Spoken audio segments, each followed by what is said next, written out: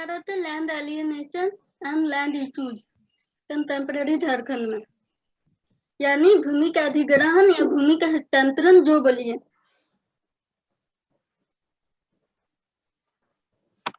झारखंड का इतिहास में जल, जंगल और जमीन का मुद्दा बहुत महत्वपूर्ण है। सिर्फ झारखंड में ही नहीं, पूरे विश्व में जहाँ पर आदिवासियों का पॉपुलेशन ज्यादा है, वहाँ जल और जंगल और जमीन को लेकर के बहुत आंदोलन, विद्रोह होते रहते हैं।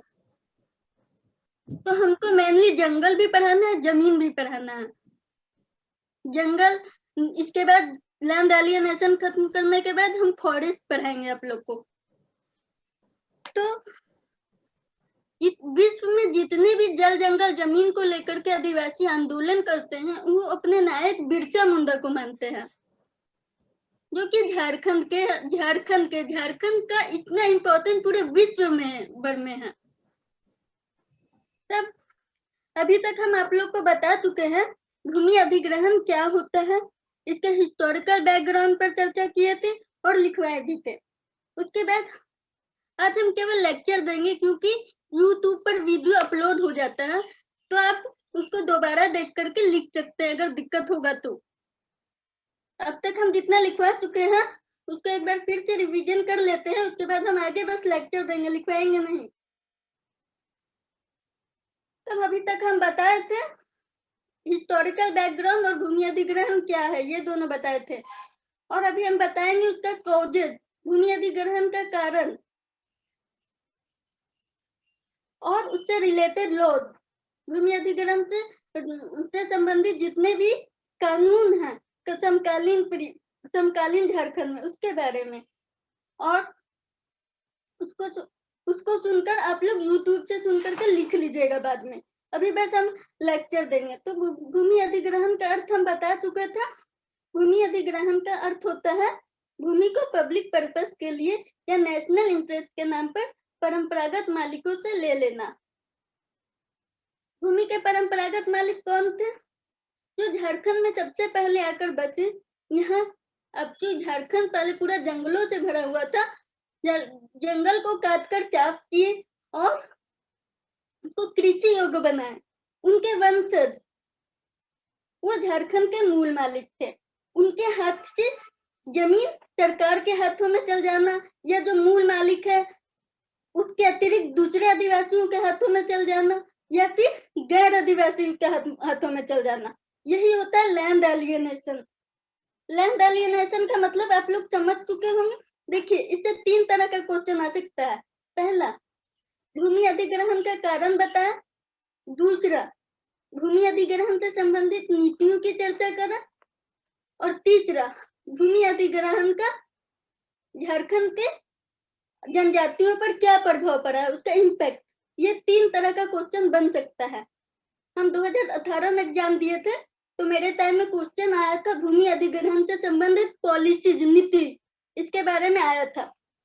और आप लोग का पिछले साल इससे रिलेटेड कोई भी क्वेश्चन नहीं आया है, इसलिए ये चैप्टर भी इम्पोर्टेंट है। और इससे पहले जो हम इंडस्ट्रियलाइजेशन का इम्पैक्ट बताए थे, वो भी चैप्टर इम्पोर्टेंट है।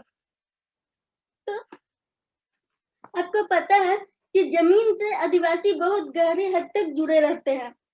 उनकी आजीविका मेनली कृषि से ही चलती है।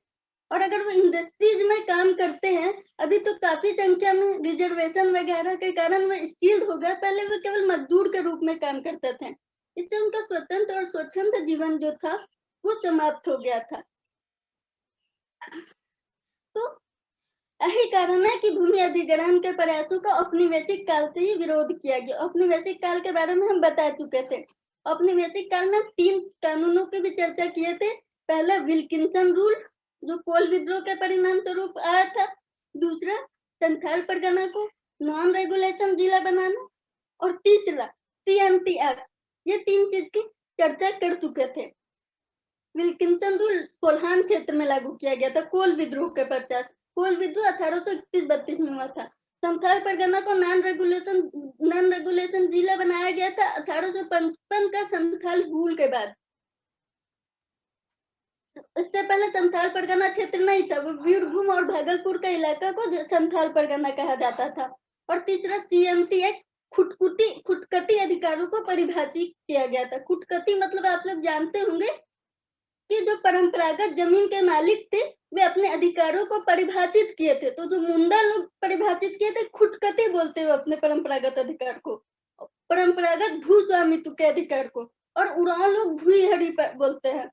तो खुदकती अधिकार ये सब को परिभाषित करने का प्रयास किया गया था CMT एक्ट में। CMT एक्ट से आप लोग सबसे ज्यादा फैमिलियर होंगे। और हिस्टोरिकल बैकग्राउंड के बाद हम कंटेम्पररी पीरियड में लैंड एलियनेशन के कारण बता रहे थे, जिसमें हम एक पॉइंट लिखवाए थे, झारखंड का मिनरल रिसोर्सेज। आपको पता होगा कि झारखंड में भारत में कुल खनिज उत्पादन का 40% हिस्सा केवल झारखंड क्षेत्र से निकाला जाता है। 40% उत्पादन की दृष्टि से, प्रोडक्शन की दृष्टि से और मूल्य की दृष्टि से, कीमत की दृष्टि से पूरे भारत के खनिज उत्पादन का 26% झारखंड से निकाला जाता है। तो यहाँ का मेन मिनरल के बारे में आप लोग को लिखवाए भी थे, कोयला है, अभ्रक है, तांबा है, लोहा है, ग्रेफाइट है, बॉक्साइट है, चूना पत्थर है, ये सब हम लिखवा चुके थे। अभ्रक के बारे में आप जानते, झारखंड फेमस है पूरे वर्ल्ड में, केवल भारत ही नहीं बल्कि पूरे विश्व में झारखंड फर्स्ट नंबर में आता है अभ्रक के उत्पादन में। झारखंड का कोडरमा क्षेत्र से बहुत बड़े पैमाने पर अभ्रक निकाला जाता है। पहले केवल झारखंड से अभ्रक निकाला जाता था, पर अब दूसरे देशों में भी अभ्रक की खोज हुई और अब वहां से भी होता है। वहां के उच्च गुण तो क्वालिटी जो है तो दूसरे देशों में अधिक अच्छा है, तो यहाँ के अभ्रक का महत्व थोड़ा कम हो गया, लेकिन फिर भी यहाँ बहुत अधिक अभ्रक का उत्पादन होता है, वर्ल्ड में नंबर 1 है। तो इतने सारे खनिज थे, तो सरकार का नजर औपनिवेशिक काल से झारखंड की भूमि पर लगा हुआ रहा, ताकि वहां से माइनिंग करके, खनन कार्य करके खनिज निकाल सके। ये एक पहला कारण हो गया झारखंड का मिनरल रिसोर्सेज। फर्स्ट कौत हम लिखवा चुके थे। दूसरा कौत पॉइंट लिख लीजिए, भूमि कानूनों की खामियां। भूमि कानूनों की खामियां इंग्लिश वाले लिखेंगे फ्लॉज इन लैंड लॉज। अब हम पॉइंट लिखवा देंगे और इससे संबंधित मटेरियल पर हम डिस्कशन कर देंगे, आप लोग लिख लीजिएगा। और कुछ डाउट होगा तो आप लोग चैट बॉक्स में डाल करके पूछ सकते हैं। तब लैंड का ट्रांसफर कैसे होता है? कानून के द्वारा। एक खतियान रहता है जिसको दूसरे के नाम से ट्रांसफर किया जाता है। तो कानून की खामियां ही, कानून व्यवस्था ही लैंड का ट्रांसफर को पॉसिबल बनाता है, और कानून की खामियां इलीगल लैंड ट्रांसफर को। तब औपनिवेशिक काल से बहुत सारे कानून बनाए गए थे इलीगल लैंड ट्रांसफर को रोकने के लिए, जिसके कारण आदिवासियों में असंतोष होता था, चाहे वो कोल विद्रोह, संथाल विद्रोह, बिरसा आंदोलन, सब में मेन कॉजेज भूमि का मुद्दा ही था। तो औपनिवेशिक काल से ही इस दिशा में प्रयास किया जा रहा था। कानून जो इलीगल ट्रांसफर होता था वो कैसे होता था, कानून होने के बावजूद इलीगल ट्रांसफर कैसे होता था, इसकी भी चर्चा हम पिछले क्लास में किए थे, फिर से बता दे रहे। विल्किंसन रूल केवल कोल्हान क्षेत्र में लागू था। संथाल परगना को नॉन रेगुलेशन जिला बनाया, वो केवल संथाल परगना क्षेत्र में लागू था। और CMT एक्ट भी पूरे झारखंड में लागू नहीं है। इससे दूसरे इलाकों में जहाँ ये कानून लागू नहीं है वहाँ लैंड का ट्रांसफर चलता रहता है, और जिन क्षेत्र में कानून है भी वहां पर भी लैंड का ट्रांसफर होता रहता है। तो क्योंकि कानून में कुछ खामियां है, उसकी गलत व्याख्या करके वे लैंड को अपने नाम से करवा लेते हैं, भ्रष्ट तरीकों का इस्तेमाल करके, या फिर बेच नहीं सकते, हम लीज पर दे सकते हैं, तो लीज का इस्तेमाल करके वे जमीन को अपने नाम कर लेते हैं। इस तरह कानून में लूपहोल्स है, जो कि भूमि अधिग्रहण का कारण बनता है। दूसरा पॉइंट हो गया, पहला पॉइंट झारखंड का मिनरल रिसोर्सेज, दूसरा पॉइंट लैंड लॉज में खामियां, और तीसरा पॉइंट नोट कर लीजिए, इंडस्ट्रियलाइजेशन एंड अर्बनाइजेशन, औद्योगिकरण और शहरीकरण, औद्योगिकरण और शहरीकरण। हम इससे पहले वाला क्लास में इंडस्ट्रियलाइजेशन का इम्पैक्ट बता रहे थे। इसमें हम बताए थे कि इंडस्ट्रियलाइजेशन से भूमि का अधिग्रहण होता है, भूमि का अधिग्रहण से विस्थापन होता है। इस पर हम बहुत चर्चा किए थे। फिर से हम इस पर भूमि अधिग्रहण के कारण का बारे में बताते हैं। इंडस्ट्रियलाइजेशन का प्रोसेस कब शुरू हुआ था? सबसे पहला उद्योग जो झारखंड में स्थापित हुआ था वो था टाटा कंपनी। 1907 में जमशेदजी टाटा ने यहाँ पर अनुकूल परिस्थिति देख करके यहाँ पे कोयला भी था, यहाँ पर जो स्टील लोहा इस्पात उद्योग स्थापित किए थे, उसके लिए जितनी भी अनुकूल परिस्थितियां थी सारा यहाँ पे उपलब्ध था। इसलिए उन्होंने यहाँ पर सिंहभूम क्षेत्र में टाटा कंपनी की स्थापना की थी। और ये प्रथम विश्व युद्ध, द्वितीय विश्व युद्ध के दौरान इसे बहुत अनुकूल अवसर मिला और ये बहुत बड़े कंपनी के रूप में सामने आया। और इसके आसपास में बहुत सारे उद्योग बसने लगे थे प्रथम विश्व युद्ध और द्वितीय विश्व युद्ध के दौरान। लेकिन आपको समकालीन काल के बारे में बोला जा रहा है कि समकालीन झारखंड में भूमि अधिग्रहण के क्या कारण थे। तो समकालीन झारखंड में जितने भी उद्योग है और स्थापित हुआ, उसमें जितना जमीन अधिग्रहित किया गया, इसका डेटा लिख दीजिएगा तो ये पॉइंट कंप्लीट हो जाएगा।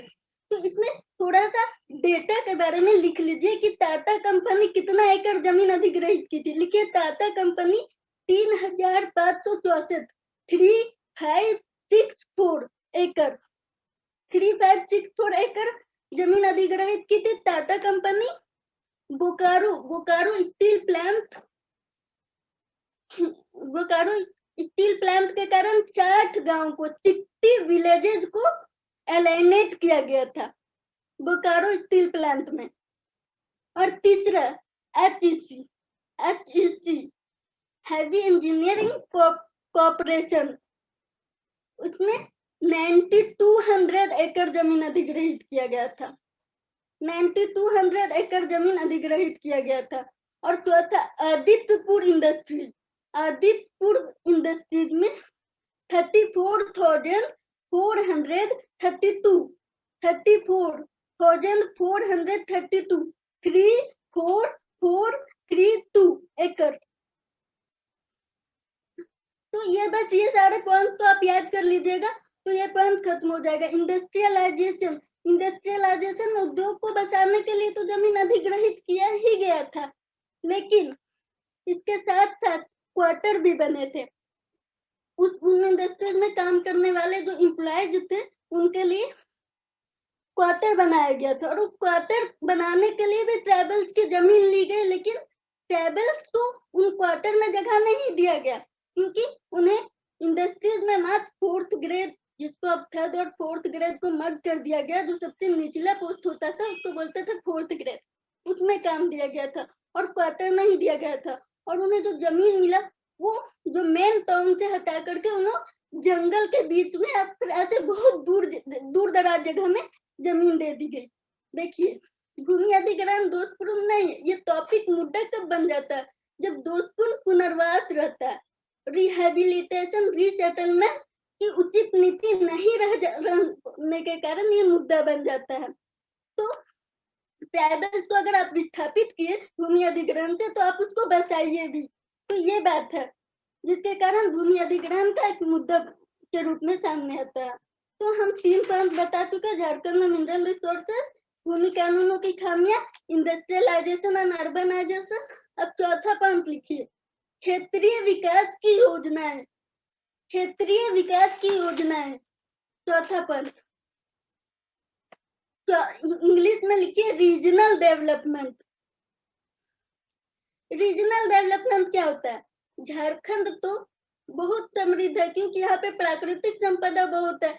यहाँ पे बहुत बड़े पैमाने पर जंगल है, जैसे सारंदा जंगल विश्व प्रसिद्ध जंगल में गिने जाता है। अभ्रक ये सब का उत्पादन में विश्व प्रसिद्ध है। खनिज संपदा तो यहाँ पर बहुत है, लेकिन फिर भी झारखंड क्षेत्र गरीब राज्यों में गिना जाता है।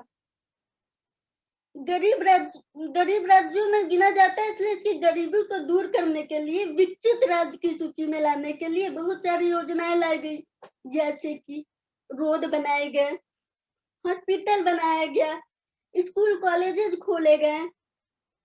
जो स्कूल कॉलेज खोले गए तो वहां पढ़ने वाले स्टूडेंट्स के लिए हॉस्टल्स बनाया गया, ऑफिस खोला गया, सैन्य केंद्र खोले गए। ये सब क्या था? रीजनल डेवलपमेंट का प्रोजेक्ट था, ताकि झारखंड को विकसित क्षेत्रों में लाया जा सके। लेकिन इसके लिए भी बड़े पैमाने पर जमीन अधिग्रहित की गई आदिवासियों की, जो उसके मूल मालिक थे। एक तरह से इस क्षेत्र को अमीर बनाने का कोशिश किया गया, लेकिन इसके आसपास जो लोग थे गरीब थे, जिनके कारण क्षेत्र गरीब था, उन्हें विस्थापित कर दिया गया। अब इससे क्या हुआ? इन योजनाओं का जो सड़क बने, रेलवे, रोड बने, कॉलेज खुले, उससे क्या हुआ? यहाँ के स्थानीय लोगों को कोई फायदा नहीं मिला और वे उल्टा विस्थापित हो गए। बाहर से लोग आकर के बसने लगे। अब देखिए, यहाँ पे रीजनल डेवलपमेंट के लिए भूमि अधिग्रहित किया गया। अब दूसरा, बाहर से लोग आकर बसने लगे, तब वो जमीन को खरीदने लगे। इस तरह से उनका भूमि हस्तांतरित हो रहा था। यहाँ के लोग जो ऑफिस में काम करने के लिए आए थे, इंडस्ट्रीज में काम करने के लिए आए थे, वे लोग भूमि को खरीद लिए। इसके बाद आपका आता है सिंचाई परियोजना। सिंचाई परियोजना में जो सबसे ज्यादा विरोध हुआ है वो सिंचाई परियोजना का हुआ है। सिंचाई परियोजना जो इंग्लिश में बोलेंगे irrigation project, river valley project, ये सब। जैसे इंडस्ट्रीज इस्टेब्लिश हो गई थी, तब उसके लिए उन्हें बिजली की जरूरत थी। इंडस्ट्रीज चलाने के लिए शहर बस रहे थे, उनको भी बिजली चाहिए था। तो बिजली की आवश्यकता को पूरा करने के लिए रिवर वैली प्रोजेक्ट लाई गई। झारखंड में आप जानते हैं, झारखंड में बहुत सारी नदियां हैं, जैसे कि स्वर्णरेखा, दामोदर, बराकर, कोयल, कारू, ऐसे बहुत सारी नदियां हैं। इन नदियों पर इरिगेशन प्रोजेक्ट लाया गया। जैसे कि पहला जो बहुउद्देशीय नदी घाटी परियोजना, मल्टीपर्पज रिवर वैली प्रोजेक्ट थे, वो थे दामोदर घाटी परियोजना। दामोदर घाटी परियोजना, फिर स्वर्णरेखा परियोजना, कोयल कारो परियोजना। कोयल कारो परियोजना का इतना अधिक विरोध किया गया आदिवासियों द्वारा कि सरकार को यह परियोजना स्थगित करनी पड़ी, क्योंकि इसमें बहुत बड़े पैमाने पर जमीन अधिग्रहित हो रही थी। ये सारी परियोजनाओं का झारखंड में विरोध हुआ। इसका कारण क्या था? जमीन का अधिग्रहण। लोगों के विरोध के कारण स्वर्णरेखा परियोजना भी पूरी नहीं हो पाई। और जमीन का अधिग्रहण विरोध के कारण क्यों था? क्योंकि सरकार के पास उचित पुनर्वास नीति नहीं थी। रिहेबिलिटेशन रीसेटलमेंट पॉलिसी सरकार के पास अच्छी नहीं थी। देखिए, जब दामोदर घाटी परियोजना बना पहला, तो आदिवासियों ने उतना अधिक विरोध नहीं किया, क्योंकि उनके पास एक्सपीरियंस नहीं थी। उस समय बहुत बड़े बड़े दावे किए गए कि नदी घाटी परियोजना बनेगी तो उसमें सबको रोजगार मिलेगा, बिजली का उत्पादन होगा, बाढ़ नहीं आएगा। ऐसे बहुत बड़े बड़े दावे किए गए। भारत के प्रथम प्रधानमंत्री जवाहरलाल नेहरू ने नदी घाटी परियोजना को आधुनिक भारत का मंदिर कहा, टेम्पल ऑफ मॉडर्न इंडिया। तो उस समय उन्होंने उतना विरोध नहीं किया, क्योंकि उनको आशा था कि इससे उनकी स्थिति और अच्छी हो जाएगी। लेकिन जब उन्हें अनुभव हुआ कि ये जो दावे हैं वो हकीकत में नहीं, धरातल पर नहीं उतरे हैं, उन्हें ना बिजली मिल पा रही है और दूसरी तरफ वे अपने जमीन से भी विस्थापित हो जा रहे हैं, इस तरह उसका विरोध शुरू हुआ। ऐसा देखिए, मंडल डैम परियोजना के लिए 40 साल पहले भूमि को अधिग्रहित कर लिया गया था और अभी तक ये परियोजना बनी भी नहीं। तो इस तरह से ये विरोध का कारण बना। ये देखिए, अब कारण वाला पॉइंट आपका खत्म हो गया। और अगर आप लोग को बुक वगैरह में और भी पॉइंट मिलेगा तो आप लिख सकते हैं। आप लोग के पास समकालीन झारखंड का इतिहास का कोई बुक है? समकालीन झारखंड का इतिहास का कोई बुक है? चैट बॉक्स में लिख करके बता सकते हैं, समकालीन झारखंड का इतिहास का कोई बुक है?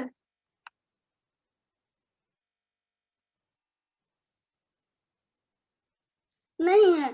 एक तो बुक है झारखंड एनसाइक्लोपीडिया का, हिंदी में है। हम उसका पीडीएफ ग्रुप में भेज देंगे। और वैसे आप लोग को नोट चाहिए क्या क्लास में, या यूट्यूब वाला वीडियो से हो जाएगा? चैट बॉक्स पे लिख के बताइए, यूट्यूब वाला वीडियो से हो जाएगा?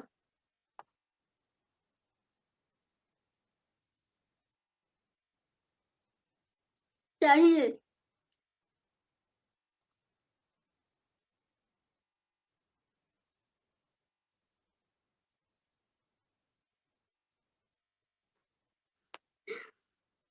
अच्छा, नोट चाहिए क्लास में। हिंदी में पीडीएफ हम ग्रुप में भेज देंगे आप लोग को। और क्लास में जो हम यूट्यूब में तो अपलोड हो ही जाता है, तो आप लोग सुन के लिख लीजिएगा, क्योंकि हम पॉइंट तो लिखवा दिए हैं। ठीक है, हम आगे पढ़ते हैं। हम पॉइंट बता दिए। इंग्लिश में तो हम पीडीएफ भेजे थे ना ग्रुप में, दीपांशु मरांडी ने हम इंग्लिश में पीडीएफ भेज दिए थे ग्रुप में। और इंग्लिश वाले को नेट पर भी बहुत सारा मटेरियल मिल जाएगा। हम पॉइंट लिखवा दे रहे हैं, और बाकी लेक्चर हम यूट्यूब से आप लोग दोबारा भी देख सकते हैं और फिर से लिख लीजिएगा। इसके बाद हम दूसरा पॉइंट पे आते हैं। हम बताए थे 4 पॉइंट। पहला हम हिस्टोरिकल बैकग्राउंड लिखवा भी चुके हैं।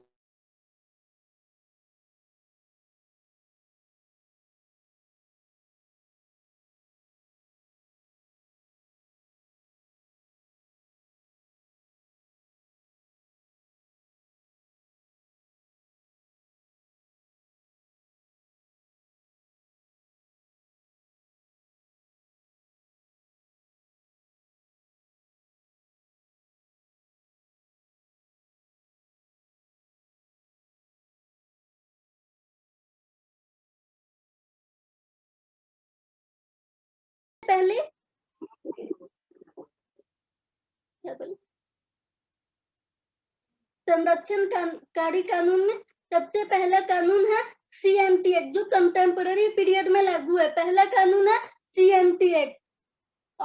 CMT act, SPT act, Santhal Pargana tenancy act. तीसरा है coal bearing areas act 1957, coal bearing areas act 1957। चौथा है the schedule area regulation act 1969, the schedule area regulation act 1969। चौथा है पेशा का फुल फॉर्म पूछा जा सकता है 1 नंबर में, लिख लीजिए पेशा का, PES से पेशा। Panchayat extension scheduled area act, panchayat extension scheduled area act 1996। पेशा 1996 में आया था। ये बहुत इंपॉर्टेंट कानून है। ये 4-5 तो कानून है जिसकी चर्चा हम करेंगे। तो सबसे ज्यादा जो पॉपुलर है आप सब जानते हैं, सीएमटी एक्ट, एसपीटी एक्ट। तो सीएमटी एक्ट 1908 में आया था और एसपीटी एक्ट 1949 में आया था। एसपीटी एक्ट के अनुसार कोई बाहरी व्यक्ति संथाल परगना में जमीन की खरीद बिक्री नहीं कर सकता। इस संथाल परगना क्षेत्र के लिए इसका फुल फॉर्म है संथाल परगना तिनांसी एक्ट। तो ये संथाल परगना क्षेत्र में कोई भी जमीन की खरीद बिक्री नहीं कर सकता है। और जो जमीन खेती के लिए है, खेती के लिए जमीन पर कॉमर्शियल यूज नहीं किया जा सकता है और अन्य गतिविधि भी नहीं हो सकती है। यहाँ तक कि जमीन का मालिक भी ऐसा नहीं कर सकता है। जिनकी खुद की जमीन है वो भी अपने अगर खेती के पर्पज के लिए उसे घोषित किया है सरकार ने, तो उसे कॉमर्शियल पर्पज से इस्तेमाल नहीं कर सकता है, और ना ही वो उसको किराए पर दे सकता है, गिरवी रख सकता है। ये है संथाल परगना तिनांसी एक्ट। उसके बाद दूसरा कानून जो है वो है एसपीटी एक्ट। एसपीटी एक्ट तो बोले, उसके बाद दूसरा जो है सीएमटी एक्ट। सीएमटी एक्ट 1908 में आया था।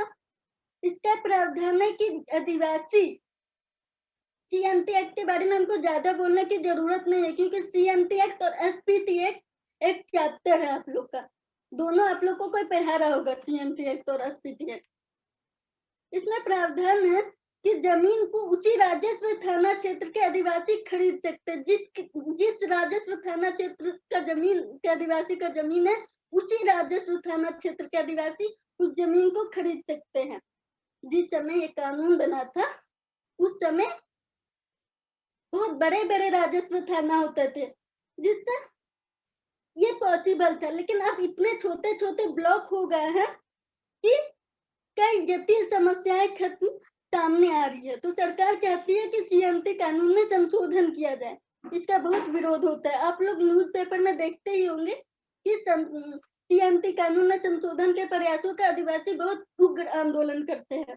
इसका कारण भी है। क्या कारण है कि पब्लिक पर्पस के लिए, अगर सीएमटी एक्ट में एक प्रोविजन है कि पब्लिक पर्पस के लिए अगर जमीन को अधिग्रहित किया जाएगा, तो वो उस पर्पस के लिए अगर उसमें इस्तेमाल नहीं किया गया तो 5 साल बाद उस जमीन को लौटा देना है। लेकिन व्यवहार में अगर सरकार जमीन को अधिग्रहित कर ली तो कर लेती है, भले ही उस जमीन का इस्तेमाल पर उस पर्पस के लिए हो या ना हो। हम एक तो एग्जाम्पल आप लोग को मंडल डैम के बारे में दे रहे थे कि मंडल डैम के लिए 42 गांव को 42 गांव को विस्थापित किया गया था। 42 गांव को मंडल डैम के लिए 14 गांव को विस्थापित किया गया था। लेकिन आज तक मंडल डैम परियोजना नहीं बनी है, उसके बावजूद जमीन ले लिया गया। तो ऐसी सरकार को संदिग्ध नजरों से आदिवासी देखते हैं। सरकार अपनी पॉलिसीज को खुद ही फॉलो नहीं करती है, तो इसका बहुत तीव्र विरोध होता है। और बहुत सारे आदिवासी हैं जिनकी जमीन में बहुत कम पैसों में बेचना पड़ता है सीएमटी एक्ट रहने की वजह से, क्योंकि वो उसी थाना क्षेत्र उसी आदिवासी को बेच सकते हैं। तो इसलिए इसका विरोध भी होता है और संशोधन का समर्थन भी किया जाता है। यहाँ पे बहुत मतभेद है। जो सीएमटी एक्ट पढ़ा रहे होंगे वो आपको इस बारे में डिटेल से बताएंगे। तीसरा जो हम बताए थे, कोल बियरिंग एरियाज एक्ट। कोल बियरिंग एरियाज एक्ट 1957 में आया था। सीबी एक्ट बोलते हैं शॉर्ट में। देखिए, सीएमटी एक्ट और एसपीटी एक्ट जो है तो केवल झारखंड के लिए है, लेकिन कोल बियरिंग एरियाज एक्ट पूरे भारत के लिए। तो आप लोग को हम बता चुके हैं झारखंड का मिनरल रिसोर्सेज के समय कि झारखंड में कोयला बहुत बड़े पैमाने पर पाया जाता है। झरिया धनबाद क्षेत्र में कोयला बहुत बड़े पैमाने पर पाया जाता है, इस दामोदर नदी के आसपास के इलाकों में। तो झारखंड क्या है, कोल बियरिंग एरियाज है।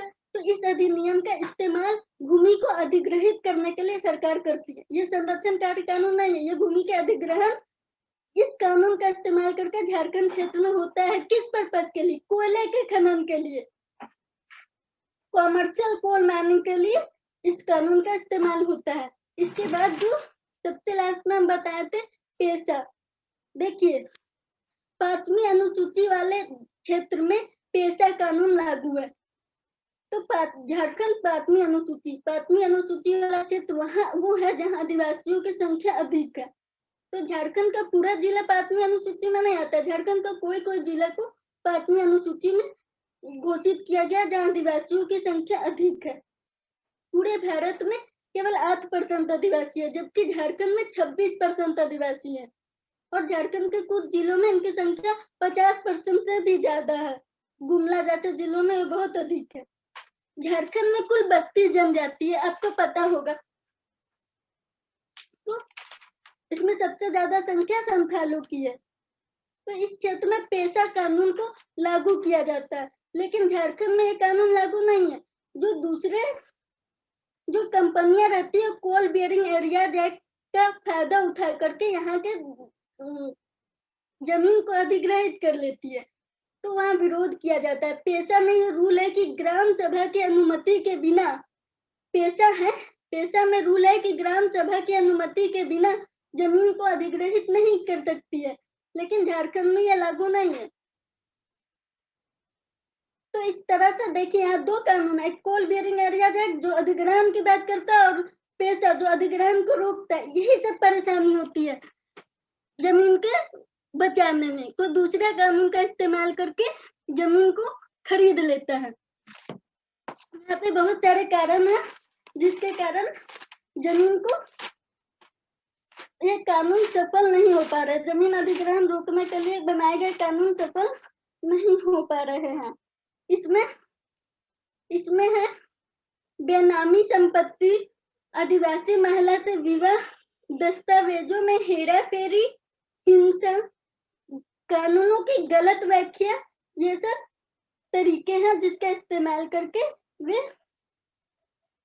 भूमि को अधिग्रहित कर लेते। एक अनुमान के मुताबिक 50 से 70 हजार एकड़ भूमि अवैध अधिकार में है। यहाँ अवैध अधिकार क्या होता है? सीएमटी कानून के क्या जो कानून है उनके प्रोविजन के अगेंस्ट में जाकर भूमि को अधिग्रहित कर लेना, ये हो गया अवैध अधिकार। आप लोग को समझ में आ रहा है मेरा बात? आज हम बस इतना ही पढ़ाएंगे। अब नेक्स्ट क्लास में हम इम्पैक्ट बताएंगे, भूमि अधिग्रहण का क्या इम्पैक्ट हुआ है। उसके बाद ये चैप्टर खत्म हो जाएगा, फिर हम फॉरेस्ट एंड डिफॉरेस्टेशन बताएंगे। और ये वाला जो हिंदी में पीडीएफ हम आप लोग को दे देंगे। और कुछ डाउट है, कुछ बात बोलना है तो क्या